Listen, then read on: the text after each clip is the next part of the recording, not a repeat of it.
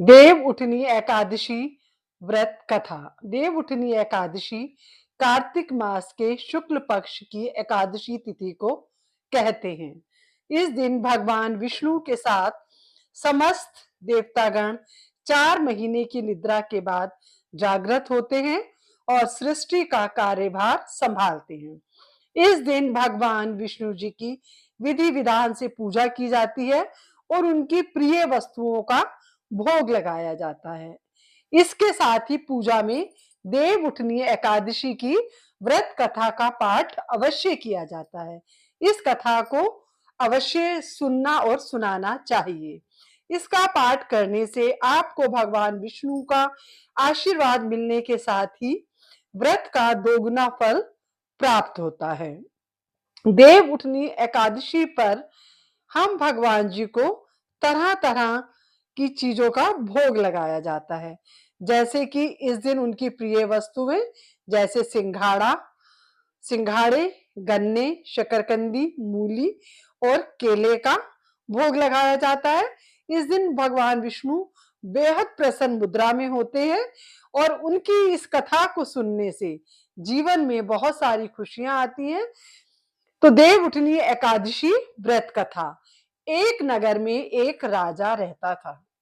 उसके राज्य में सभी लोग बहुत सुखी थे।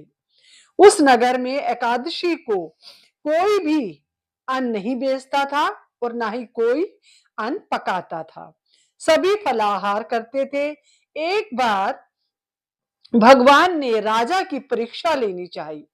भगवान ने एक सुंदरी का रूप धारण किया तथा सड़क पर बैठ गए। तभी राजा उधर से निकला और सुंदरी को देखकर चकित रह गया। उसने पूछा, हे सुंदरी, तुम कौन हो और इस तरह यहाँ पर क्यों बैठी हो? तब उस सुंदर स्त्री ने बोला कि मेरा तो कोई भी नहीं है, ना ही मुझे कोई नगर में जानता पहचानता है। मैं किससे सहायता मांगू? राजा उसके रूप पर मोहित हो गया। वह बोला, तुम मेरे महल में चलकर मेरी रानी बनकर रहो। वो सुंदरी बोली, मैं तुम्हारी बात मानूंगी, पर तुम्हें राज्य का अधिकार मुझे सौंपना होगा। राज्य पर मेरा पूर्ण अधिकार होगा। मैं जो भी बनाऊंगी तुम्हें खाना होगा। राजा तो उसके रूप पर मोहित था, इसलिए राजा ने उसकी सारी शर्तें मान ली।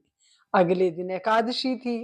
रानी ने हुक्म दिया कि बाजारों में अन्य दिनों की तरह अन्न बेचा जाए।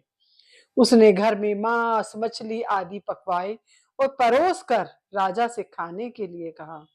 यह देखकर राजा बोला, रानी, आज एकादशी है, मैं तो केवल फलाहार ही करूंगा। तब रानी ने शर्त की याद दिलाई और बोली, या तो खाना खाओ, नहीं तो मैं बड़े राजकुमार का सिर काट दूंगी।